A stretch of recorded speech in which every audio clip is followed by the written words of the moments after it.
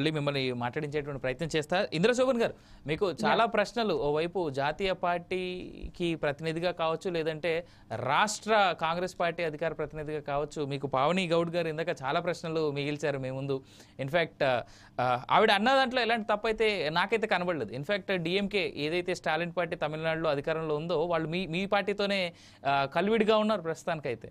ND కూటమిలోనే ఉన్నారు. So అక్కడైనా ఇక్కడైనా తెలంగాణ రాష్ట్రంలో జరిగినటువంటి, హైదరాబాద్లో జరిగినటువంటి చాలా ఘటనలు కావచ్చు, లేదంటే ఇందాక లత గారు మాట్లాడుతూ ఉత్తర తెలంగాణలో జరుగుతున్నటువంటి ఆడపిల్లల మీద జరుగుతున్నటువంటి ఘటనల గురించి కావచ్చు, మీరు సమాధానం చెప్పాల్సినటువంటి ఆవశ్యకత ఎంతైనా ఉందని ఈ సందర్భంలో నేను గుర్తు చేస్తా ఉన్నా మీకు. ఇప్పుడు సోదరు ఏం రెండు చెప్పారు.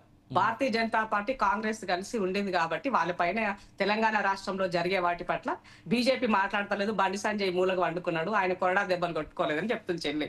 నేనేమంటానంటే ఇలా భారతీయ జనతా పార్టీ యొక్క పాత్ర పూర్తిగా బీఆర్ఎస్ పార్టీ పోషిస్తుంది. అప్పుడు వాళ్ళు పవర్లకు రావాలనుకోవట్లేదు కదా, మిమ్మల్ని పవర్లకు తేవాలనుకుంటున్నారు వాళ్ళు. అందుకని మీరు పని చేస్తున్నారు, వాళ్ళు సైలెంట్ అయినారు అంతే.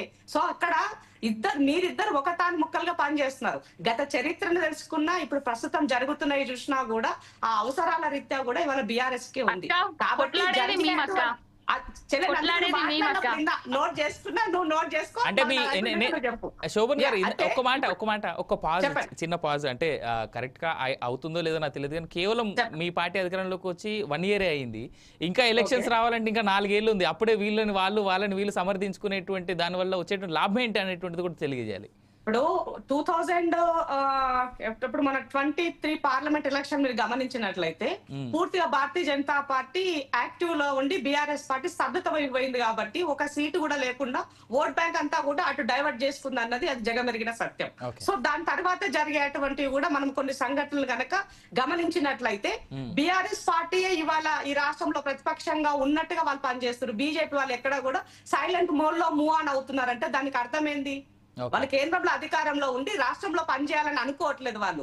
వాళ్ళు చాతగానితనం నాయకత్వం అన్నది బీఆర్ఎస్ కి ట్రాన్స్ఫర్ చేశారు వాళ్ళు. కాబట్టి మొన్న పార్లమెంట్ కి మాకు సపోర్ట్ చేశారు, రేపు లోకల్ కు మేము సపోర్ట్ చేస్తాము, మేము కలిసే పని చేద్దాం అన్న లైన్ లో వాళ్ళు ఉన్నారు కాబట్టి అది మూవ్ ఆన్ అవుతుంది. బట్ ఒకటి గమనించాలి, ఇక్కడ తెలంగాణ రాష్ట్రంలో జరిగినటువంటి క్రైమ్ కి ఎక్కడైనా ఉమెన్ పట్ల జరిగినట్లయితే ఈ ప్రభుత్వం ఇమీడియట్ గా రెస్పాండ్ అవుతుంది, ఇమీడియట్ గా వాటి పట్ల స్పందిస్తుంది. సో గతంలో కనీసము ఇన్సిడెంట్లు జరిగితే, ఎందుకంటే 10 సంవత్సరాల కాలం నిర్వీర్యంగా మేము పోరాటం చేస్తాం. ఎక్కడ ఇన్సిడెంట్ జరిగినా, ఎక్కడ ఏ అమ్మాయి పట్ల ఏదైనా జరిగినా కూడా మేము సాక్ష్యం అక్కడ మేము వెళ్ళినాం, వాళ్ళ తరపున మేము మాట్లాడినాం.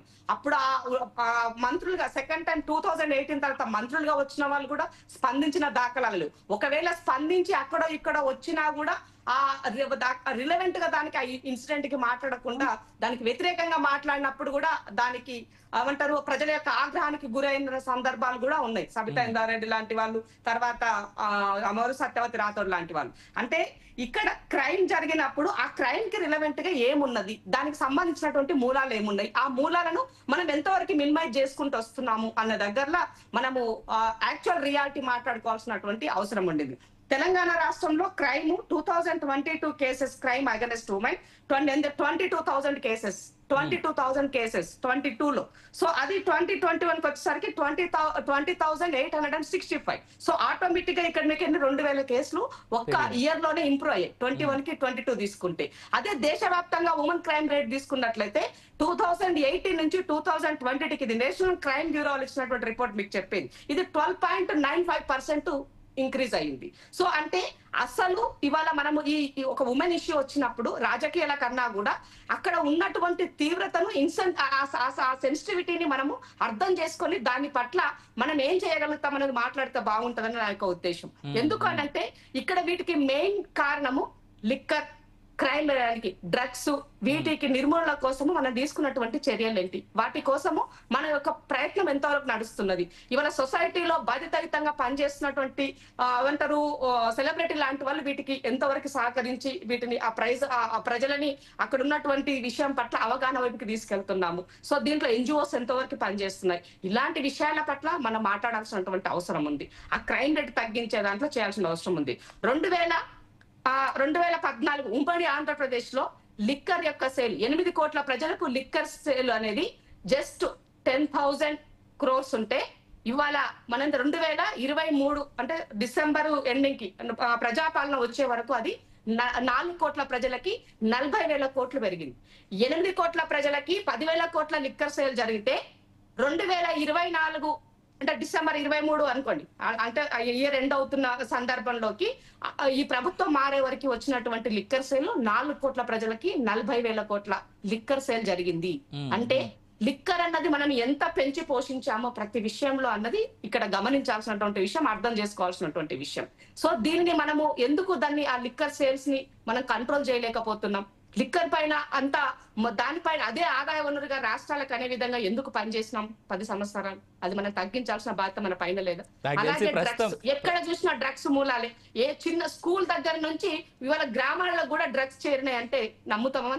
అంత దరిద్రమైనటువంటి పరిస్థితికి వెళ్ళిపోతున్నది. యువత అంతా తప్పుదోవ పట్టే పరిస్థితికి ఉన్నది. ఇంట్లో పేరెంట్స్ పిల్లలకు, ఆడపిల్లలకు బుద్ధులు చెప్తున్నారు తప్ప మగ పిల్లలకు చెప్పాల్సిన దగ్గర, మగ పిల్లల్ని అక్కడ అవేర్ చేయాల్సిన దగ్గర చేయలేకపోవడం కూడా ఇక్కడ ఫెయిల్యూరే కదా. ఇది సమాజం యొక్క బాధ్యతనే కదా ఇక్కడ. కాబట్టి ఇలాంటి విషయాల పట్ల రాజకీయ పార్టీలు కూడా ఆలోచించాల్సిన అవసరం ఉన్నది. సినీ ఫీల్డ్ నుంచి ఇన్ఫ్లుయెన్స్ అవుతున్నటువంటి వాళ్ళు కూడా కొన్ని ఇలాంటి విషయాల పట్ల స్వచ్ఛందంగా కొన్ని కార్యక్రమాలు చేయాల్సినటువంటి అవసరం ఉన్నది. ఆ దిశగా మన అడుగులు ఉండాల్సిన అవసరం ఉంది. ఎస్, రాజకీయాలు ఎప్పుడు మాట్లాడుకుంటాం, అన్ని అంశాలలో మాట్లాడుకుంటాం, బట్ ఇలాంటి విషయాలలో మాత్రము ఒక అవేర్ గా ఉండేటువంటి విషయాలను మనం చర్చిస్తే బాగుంటది అన్నది నా యొక్క ఉద్దేశం. దానితో పాటుగా ఈ రాష్ట్రంలో ఏ రాష్ట్రంలో ఎక్కడైనా తీసుకో, ఉమెన్ అంటే ఒక చిన్న చూపు, చులకన భావం. మహిళ అనగానే ఒక ఏమంటారు, తను ఒక సెక్సువల్ గా అబ్యూస్ గా ఉపయోగించబడే ఒక బొమ్మలాగా చిత్రీకరించి చూస్తున్నారు. ఇది బాధాకరమైన విషయం. సో కాబట్టి ఇలాంటి పట్ల కూడా మనము ఆలోచన చేయాల్సిన అవసరం ఉన్నది. ఇవాళ ఉమెన్ ఎన్నో రకాలుగా ఎదుగుతుందని చెప్తున్నాం, కానీ ఎట్ ద సేమ్ టైం ఇలాంటి విషయాల్లో కూడా అంతే దాంట్లో తను నలిగిపోతుంది అన్నది కూడా వాస్తవం. కాబట్టి భారతీయ జనతా పార్టీ కేంద్రంలో అధికారంలో ఉన్నటువంటి మీరు, ఉమెన్ పట్ల, భరతమాత పట్ల గౌరవం ఉందని చెప్తున్నటువంటి మీరు, ప్రతి దగ్గరలో మారుమూల ప్రాంతంలో ఉన్నటువంటి ఆడబిడ్డ కూడా భరతమాతే కదా. మరి ఆ భరతమాత వీళ్ళ యొక్క రాక్షసుల క్రీడానందంలో నలిగిపోతూ ఉంటే దాన్ని బాధ్యతాయుతంగా చేయాల్సినటువంటి బాధ్యత మీ పైన లేదా అని అడుగుతున్నాను నేను. సో ఒక కొరడాలు కొట్టుకున్నంత మాత్రాన, నీవు దెబ్బలు నీ శరీరాన్ని శిక్షించుకున్నంత మాత్రాన, సోదరులు ఐపీఎస్ ఆఫీసర్ కాబట్టి ఫిజికల్ గా ఫిట్ ఉంటాడు, ఏమైతుంది ఏం కాదు, 4 దెబ్బలు కొట్టుకుంటే పెద్ద అయ్యే పరిస్థితి ఏముండదు. బట్ కానీ ఒక చర్చ అన్నది, దాని ద్వారా ఒక చర్చ అన్నది మొదలవుతుంది అన్నది ఇందాక సోదరు చెప్పిన దాంట్లో చర్చ జరుగుతుంది. కానీ ఆ చర్చ దేనిపైన జరగాలి అన్నది ఇంపార్టెంట్. ఆయన కొరడా దెబ్బలు కొట్టుకున్న చర్చ కాదు. చర్చ ఆ ఇన్సిడెంట్ జరగకుండా ఉండడం కోసము మనం ప్రివెంట్ గా ఏం చేసి ఉండొచ్చు, ప్రభుత్వ పరంగా వాళ్ళు ఏం చేసి ఉండొచ్చు అనే దానిపైన చర్చ జరగాలన్నది నా యొక్క ఉద్దేశం. Next half